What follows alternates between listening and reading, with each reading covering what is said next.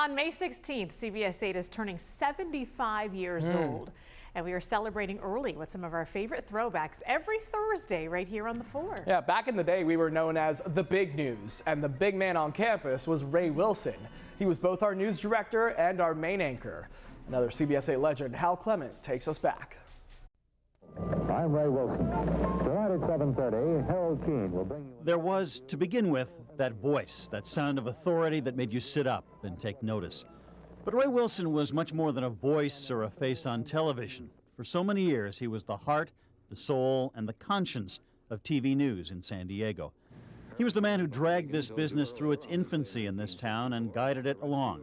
It was not an easy road. It was just simple things like getting the film to stick together. I can remember many times when I'd have everybody in the newsroom just line up and take a piece of film from the processor out in the parking lot in back of the station. And they'd all stand out there until the film dried because it was coming out of the machine wet.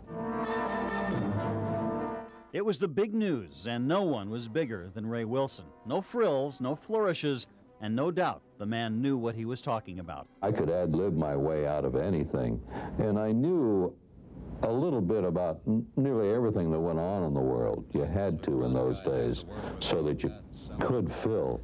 And he was much more than the anchorman. He was news director. He did assignments, stories, budgets, equipment, a job that would have exhausted Superman.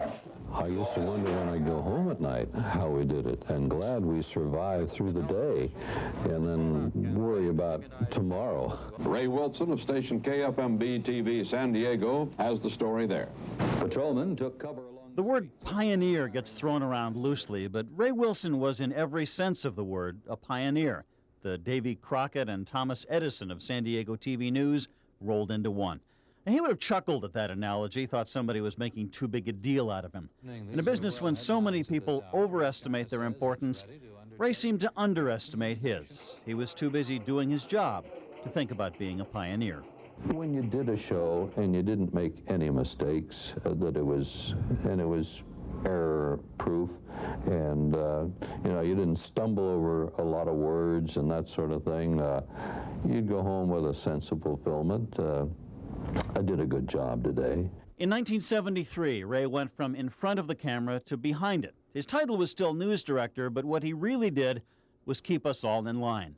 It didn't take too long to edit a story, or Ray would poke his head in and ask, "How much longer?" He retired, well, semi-retired, in 1987. His title became News Director Emeritus. On his last full day, it seemed fitting to have him anchor the news one last time. Good evening. The San Diego Padres will not be sold. He read the news smoothly, as always, with authority and assurance. This is Ray Wilson. Thanks for watching.